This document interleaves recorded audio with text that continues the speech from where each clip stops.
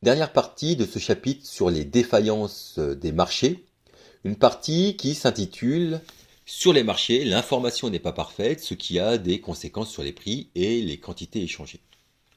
Et je vous propose ici que pour la traiter, on raisonne encore une fois en 3 temps.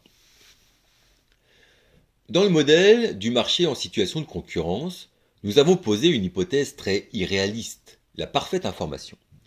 Rappelez-vous, chaque agent du marché a une information parfaite sur tout le monde et sur les produits, une sorte d'omniscience. Et bien évidemment, dans la vraie vie, ça n'existe pas. Or, le fait de ne pas disposer de toute l'information, le fait que certaines informations soient cachées, va jouer sur les prix et les quantités. Des produits pourront avoir un prix plus élevé qu'ils ne le valent réellement, ou encore certains produits ne seront pas vendus alors qu'ils auraient pu l'être, ou encore certains produits ne seraient pas très demandés ou beaucoup moins demandés. Par exemple, on peut se poser la question, faut-il savoir comment nos aliments sont fabriqués? Accessoirement, moi j'avais une cousine qui travaillait dans une entreprise de production de beefsteak haché. Elle a décidé de démissionner et de ne plus manger de beefsteak haché.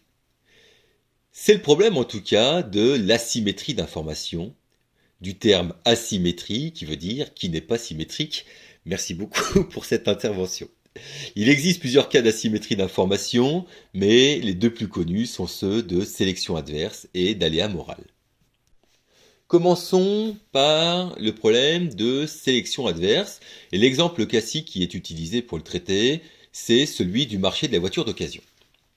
L'information est asymétrique car les acheteurs ne connaissent pas véritablement l'histoire du véhicule qui est vendu. Ils ne peuvent donc pas juger convenablement de la qualité du véhicule. Le vendeur a donc une meilleure information. Face à ce manque d'information, les acheteurs potentiels sont incités à faire baisser le plus possible le prix du véhicule. A l'inverse, les vendeurs de voitures de bonne qualité auront du mal à obtenir un bon prix de la vente de leur véhicule. Et comme il y a sur le marché des véhicules d'occasion des véhicules de diverses qualités, le vendeur d'une voiture de bonne qualité pourra préférer la retirer du marché plutôt que de la vendre à un prix inférieur à sa qualité. Donc à la fin, ne resterait sur le marché des voitures d'occasion que des voitures dont le prix est surestimé par rapport à la valeur réelle. Le prix ne reflète pas la réalité. Et conclusion, le marché n'est donc pas optimal. L'acheteur peut faire appel à un expert qui vérifie lors de la visite l'état du véhicule pour voir s'il a une qualité équivalente à son prix de vente. Mais faire appel à un expert, cela a un coût. C'est ce que l'on nomme coût d'information.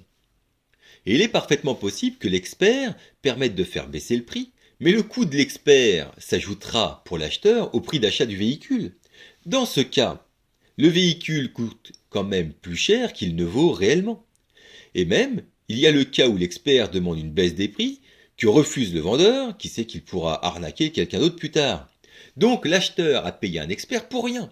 Il repaiera l'expert peut-être pour un achat ultérieur, mais dans tous les cas, la voiture aura eu un coût d'achat supérieur à sa valeur.